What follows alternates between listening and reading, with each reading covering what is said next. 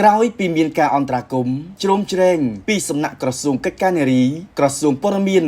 រួមដល់ការប្រមានថ្កោលទោសពីមហាជនយ៉ាងគំហុកពីសំណាក់មហាជនគ្រប់ស្រទាប់ក្នុងពេលនេះរឿងរ៉ាវពិធីករប្រើពាក្យសម្ដីលេបខាយបែបជ្រួលជ្រួសទៅលើតារាសម្ដែងកញ្ញាមនីរស្មីក៏បានបញ្ចប់ដោយសន្តិវិធីក្នុងនោះកញ្ញាមនីរស្មីបានរៀបរាប់ថានាងខ្ញុំពិតជាមានអារម្មណ៍កក់ក្ដៅ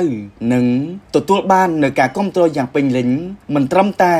ចំពោះរូបនាងខ្ញុំផ្ទាល់តែបានផ្ដល់ឲ្យស្ត្រីនិងក្មេងស្រីទាំងអស់ដែលស័ក្តិសមទទួលនៅការគាំពៀពីរាជរដ្ឋាភិបាលពីសង្គមដែលត្រូវតែលុបបំបាត់ឲ្យបានដាច់ខាតនៅការរើសអើងភេទការបៀតបៀនផ្លូវភេទអំពើបំពានច្បាប់និងសកម្មភាពពីរដ្ឋទាំងឡាយណាដែលផ្ទុយនឹងច្បាប់ការពារសិទ្ធិមនុស្សនាងខ្ញុំមនីរស្មីសូមគោរពថ្លែងអំណរគុណជូនចំពោះសម្ដេចមហាបវរធិបតីហ៊ុនម៉ាណែតសូមគោរពថ្លែងអំណរគុណជូនចំពោះឯកឧត្តមអភិសន្តិបណ្ឌិតសសុខាសូមគោរពថ្លែងអំណរគុណជូនចំពោះរដ្ឋមន្ត្រីថ្នាក់ដឹកនាំគ្រប់ជាន់ថ្នាក់នៃក្រសួងកិច្ចការនារីក្រសួងព័ត៌មាននិងក្រសួងដែលពាក់ព័ន្ធទាំងអស់ដែលបានខ្នះខ្នែង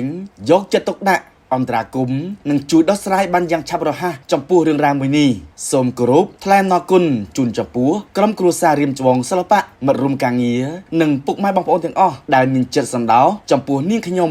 និងបងសារព័ត៌មានទាំងអស់ដែលជួយផ្សព្វផ្សាយពីបញ្ហាមួយនេះទៅកាន់មហាជនជាពិសេសបងប្រុសស៊ុនសុភ័ក្រដែលជួយផ្សព្វផ្សាយទៅដល់ថ្នាក់ដឹកនាំកម្ពុជារបស់យើងតើមានអ្វីតបស្នងនៅសំណានចិត្តដ៏ល្អ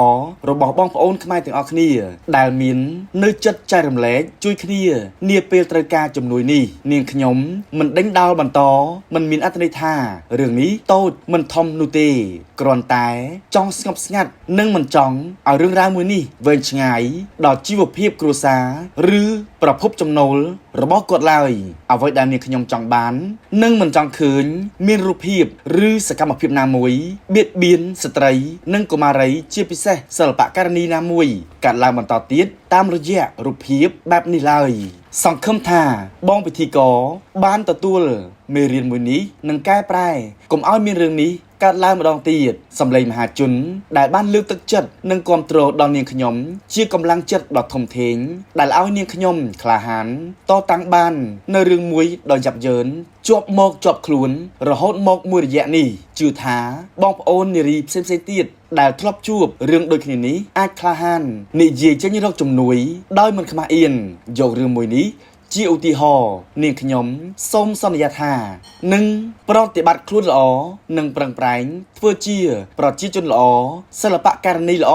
ដើម្បីបុព្វហេតុជាតិនិងផ្សព្វផ្សាយតំបន់ទេសចរកម្ពុជាទៅកាន់បងប្អូនជនរួមជាតិនិងអន្តរជាតិឲ្យបានស្គាល់ពីវប្បធម៌និងតំបន់អេកូទេសចររបស់យើងសេចក្តីគួរពំគួរក្នុងសំណេរខាងលើនាងខ្ញុំ